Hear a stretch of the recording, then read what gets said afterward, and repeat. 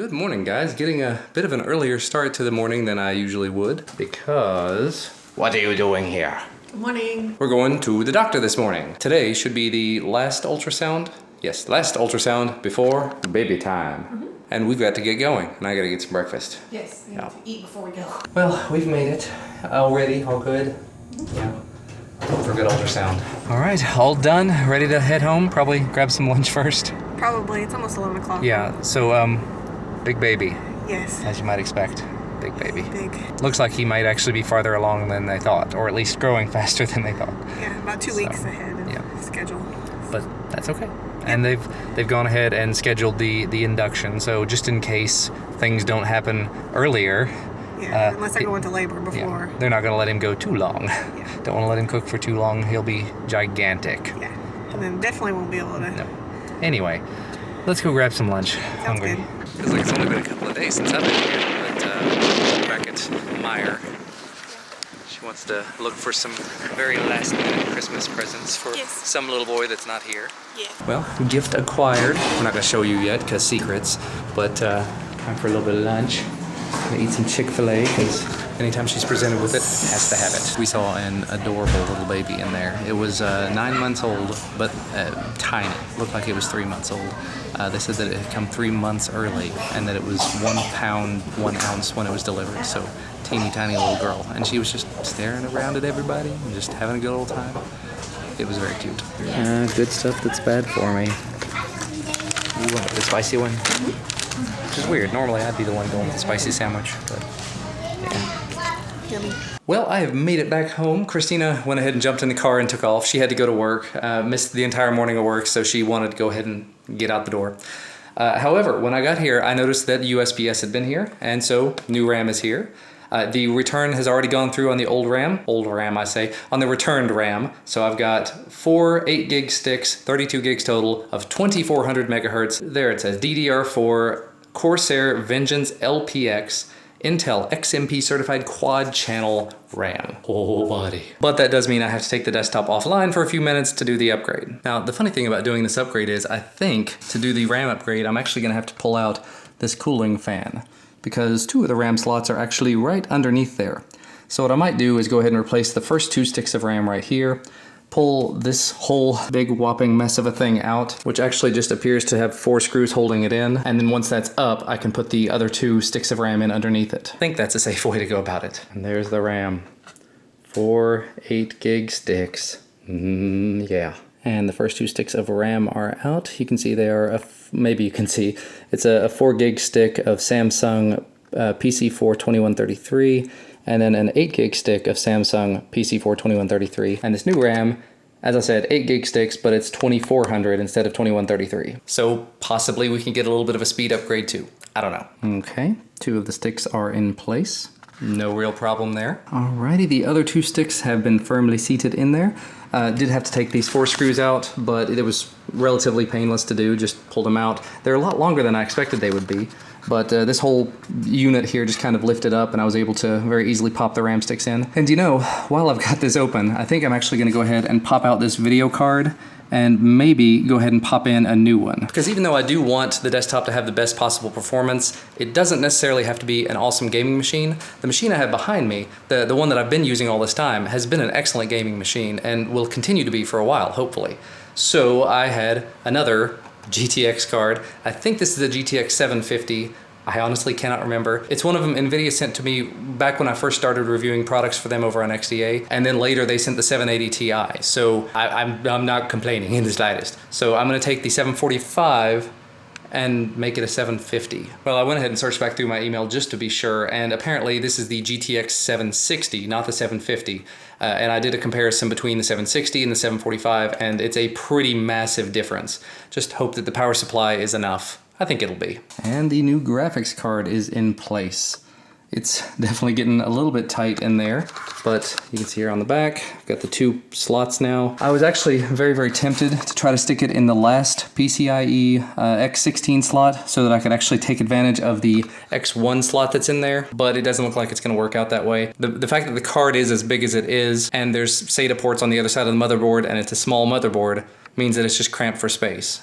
and it's a logistical issue. And if I get it in there and I find out that I'm not using the graphics all that often or not using them at all, I might be able to just switch back over to using the 745 and be able to use my PCIe X1 slot, because it seemed like that would be no problem. And I've got at least 1 or 2 things that are PCIe X1 that I could really stand to put in here. Extra USB ports and whatnot. All right, doing its first startup with all the new hardware inside. Whew, that was pretty loud. But yeah, this is gonna be a pretty decent little upgrade, so I'll be curious to see how well it does with it. Oh, there goes everything going weird. But first and foremost, of course, we'll have to get the graphics drivers installed and updated, and we should be able to go into the GeForce Experience and have it just install a new driver for graphics card. And there we go, it's downloading the new driver. So hopefully this is gonna work appropriately. And I think the plan, I don't know, my plans keep shifting, keep going back and forth. I think my best bet would actually be to have my main gaming machine, my older desktop, which is weird to have the older desktop be the gaming machine anyway, have that be hooked up to the 42-inch TV, wherever that ends up. One of you, oh crap, sorry, one of you guys in the comments mentioned that I ought to hang it on the wall. The problem is, and I'll go ahead and put this to you guys, let me turn off these lights, but the problem is finding a place to put it where it would live long term. Some place where it's not going to be in the way, where I'm not going to have to build the room around it, as it were. Because the way that I did it before, when I had that TV in here, or the previous version of that TV, I had it on that table, and that's where I was planning to put it again. But like I said, at least one of you guys suggested in the comments that I should put it on the wall. So basically I could put it on that wall, but there's, you know, stuff there. I could technically move my whole filming setup around, but I kind of like having it there because I can leave it set up all the time and I just have to turn everything on, hit a button, and I can start recording. That's really nice. Now the other option, of course, being I could put it on this wall right here. That's going to mean I'm going to be really, really close to it all the time, but probably not, well, yeah, I would probably be a lot closer to it, but Duncan, where he normally sits here behind me, wouldn't be as close. So that might be a good option. Having it over here means that we're both going to be kind of cramping in right there. And then other options, I guess, would be up here, but that's awkward. It's actually too small in this area to have it. And then this area, again, probably too small, and just it would be really cramped having it right inside the door. So I'm very much up in the air, and again, a lot of this is still hinging on the fact that I haven't put that IKEA shelf up yet. Because basically, once I get the TV out of the box, then I can sort of move it around from place to place and see where it looks best, see where it feels best. If I could move this entire bookshelf out of here, the bookshelf right there, and hang it on this wall, that would be beautiful. Because it would be just right here in the middle of the wall, have the whole gaming setup underneath it, but that would, again, involve having to, one way or another, if I mount this on something, I'm gonna have to buy a mount for it and give it a permanent place to live here in my office. And I'm not terribly big on that idea, because I do get fickle about the way that my office is laid out. Because when I first moved in here, I can't even remember what the layout was. I think the desk was over in that corner, and then I moved it to this corner. And then when the bookshelves came in, I had, you know, desk and table and everything, and then I moved it over this way, and there's just so many little pieces and parts that you have to kind of work around between the treadmill desk that I'm on, the desk, the bookshelves with the little desk on it, the second set of bookshelves. The office is just entirely too full. That's 99% of the problem right there. Alrighty, we are good to go. You may be able to see that there. It still mentions the Core i7 5820, 32 gigs of RAM, new driver version, GTX 760, and in the background I've got the performance improvement, Windows, I don't know what it is, Windows Experience Index. I went ahead and reran it, and the total score is 7.8 out of 7.9. Actually only being limited by the processor, which is really interesting because this processor is one of the most powerful ones you can buy. I don't know how much more they would want, but still, 7.8 out of 7.9, that ain't bad. Well, I'm going ahead and doing it. I've had a lot of back and forth on it, and I've had several people in the comments tell me not to, but I've been using Windows 10 on my old PC for quite a while now, and I've had some weird issues with it, but performance-wise, it's been just fine. The only weirdness has been a couple of the apps disappearing here and there, and Windows updating itself on its own. So I decided to go ahead and give it a shot. I think the absolute worst case scenario is that if something goes wrong, I do have a Windows 7 key on the machine, so I could technically reload it. It wouldn't be that big of a deal. But like I was saying yesterday, just being that many releases out of date, I don't think they've actually done a sunset on Windows 7 yet. I haven't been keeping up with it, but it will be sunset at some point, and unfortunately, Windows 10 will have to be embraced. So that's where we're going. And you could turn off all the tracking stuff. There may be more stuff in there that they aren't telling you about, but the grand majority of it you can actually turn off. Anyway, it's about that time. I've got to go get Duncan off the bus. So I got a couple of comments on yesterday's video about the arm stick and being a pansy about it. And I thought that I was being a pansy about it myself, but this is what it looks like today. Very, very bruised, very black and yellow, very painful. So while yes, my reaction to it was definitely not very good, considering the amount of trauma she apparently did, I think I did okay. I didn't throw up. Well, I have some relief, finally. Not what you're thinking. I have been trying to figure out a bug in my code for probably 2 weeks now. And every time I've had meetings with my team and with my boss and everything, it's been, oh, I'm still trying to work out this migration issue. I'm still trying to figure out what's going on. If I run this one method, it works perfectly. If I run it this other way where it uses everything, something fails. I don't have proper tests in place. I'm doing poorly as a coder right now. Anyway, I figured out it was one stupid little lookup. Basically, the way I was doing it, I was saying when we first started out, we had 2 objects in our little table. So again, being early days when I did this, I set it up so that it would take whichever one that you gave it and say, this is our source. And then for the destination, it would say, where it's not that one, pull the first one. And that's not the way it should be. Unfortunately, the way that I've redone it, it is still kind of hard-coded so that it only works with 2, meaning if you give it any one other than one of the 2 that are available, it's going to default to the other one. Confusing, I don't know. One way or the other, for the time being, this is the way that's going to work. I did test it out, it does appear to be working, so I'm deploying it to my development server now. Awesome times, very late in the day, but still, nice to be able to get a little bit of something done so I can move on to something else. And the funny thing is I should have realized it because, like I said, we only had 2 items in this little table until recently, and it wasn't until recently that it stopped working, because it worked perfectly before. Still confused as to why it worked locally, because it worked on my system. Maybe I didn't have that 3rd item in my own table. That must be it. Anyway, problem solved, I think. All right, welcome home, by the way. Hadn't turned the camera on you yet. She's been here for a few minutes. Oh, this one. You gonna open that green one? No, don't open that one. Here. Wow, so I guess it's not his Or dad. open this green one. You want to open that green one? Sure. Okay. Oh, what's that? This is a floppy book. Floppy I'm gonna book? do that one almost to the end. Okay. Good. We'll pick one of these up. The one on the bottom? Okay. Here we go. And then open it. Turn to it. Destroy it. Oh no. Oh no, what? What is this book? It's called Mouse Soup. What's mouse soup? I don't know, we'll have to read it and find see. out when we read it. It's about a mouse, it looks like. What soup? Does it look like a funny book? Might be funny. We'll don't know. find out when we read it, won't we? I wanna open one more. Nope, one a It's day. Advent. Advent? Yep. One a day. And with that little bit there, we've actually got to go. Time to go to church for a little bit. And we've made it back. I took medicine before going, so it's starting to kick in, so I can kind of breathe again. And the dog is barking, and I feel like crap. It's now time to go to the attic. No, time for somebody to go to the attic. We have a pulley. Yeah, time to change out the seasons, so handing stuff up and handing stuff down. So it is yet later in the day, and I decided to do a little bit of an experiment. Up to this point, I've got the camcorder over there that will do 4K video, and I used it a little bit when I first bought it, but then I switched over to doing 1080p 60 frames per second, and people seem to absolutely love that. And you know what? It made it significantly easier to render, and that's sort of the direction I went because of that. That's why the XDA videos and my main channel videos have all been 1080p 60 for months now, even though I've had a 4K camera. But I paid an awful lot of money for that 4K camera, so it would be nice if I could actually use it as 4K. So I turned the camera on earlier. I let it run for 15 or 16 minutes or so. I brought the clip from it here into Premiere. That's a timer, don't mind that. And I'm rendering it at this point. I took 15 minutes and I cut it down to 10 minutes just to sort of simulate actually making cuts to a video. And it says for this 10-minute clip, it's gonna take about 20 minutes to render, which technically faster than it would have been on the old machine. I'm gonna have to try it with Premiere Elements on the old machine just to see if it's actually that big of a difference. I mean, a total of a little over 20 minutes for a 10-minute clip, that's 2 to 1. That's not great, but it could be just settings that I'm using, because it's only using 77% of the total CPU power. And actually, it looks like we may be not on full power, so I don't have it on high performance, I have it on balanced. So this might actually make a difference too. Back to high performance, So it should be 100% CPU all the time. Well, it's 100% speed at least. It's not 100% utilization, although it is using more of it. So we'll just see how long it takes by the time it's done.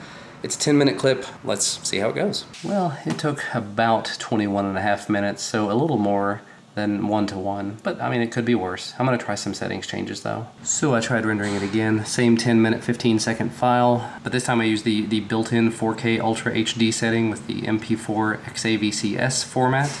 It did 30 megabits per second, which is actually, I think, higher than I was doing on my previous machine. And as you can see, 17 minutes, 32 seconds. It actually hit the end at 17 minutes, but took 30 seconds to finish saving. So I am being super professional right now. I had the super bright idea, obviously not an original idea or anything, just something that I've been wanting to do for a while. I'm gonna be filming several phone reviews over the next few weeks, and I wanna try to do it differently than I normally would. You know, I'm gonna be talking about all the specs, I'm gonna be talking about performance and everything, but I kind of wanna be able to demonstrate the phone. I wanna be able to show that it's good if it's good. And actually, I think I've already done this before now that I'm thinking about it. On one of the sub $100 phones videos I did for XDA, I filmed the entire video using one of the sub $100 phones. Now, obviously, one of those phones is gonna have terrible, terrible audio, so I replaced the audio, but I still used the phone to record it. Well, in this case, especially in this case, this is the Droid Turbo 2.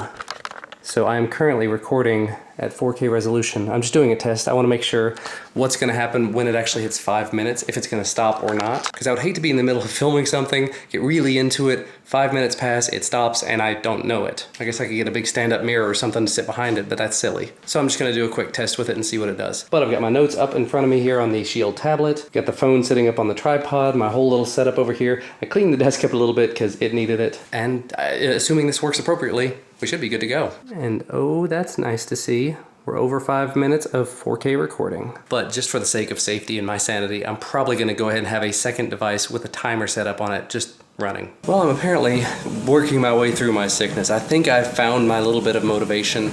I've definitely got to get this desktop moved because the way that I've got everything set up right now, I have to be standing here on the treadmill or walking on the treadmill to use the desktop. Not to say that I don't need to be on the treadmill, because I do need to be on it a lot, but I would like to have that flexibility like I've had with my previous desktop. So I think what I'm gonna end up doing is probably going ahead and unboxing a couple more things tonight, like the Phantom 3, so that I can actually go fly it tomorrow if I've got time and if the weather holds out. But maybe also unbox the TV so that I can go ahead and get it ready and start using it. I mean, this all still kind of does hinge on the shelf that I still haven't put up. But at the very least, this would be making progress and getting it ready so that I could actually start using an entirely new setup. By the way, I did get the Droid Turbo 2 video filmed earlier, as I was talking about. It was like 10 minutes and something of footage.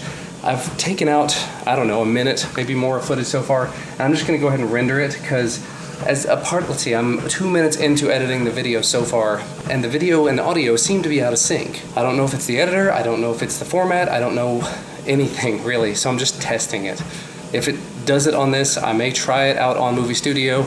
I downloaded a copy of Power Director. One of you guys mentioned, I think it was Jacko or Jaco, sorry, mentioned Power Director is another thing I should take a look at.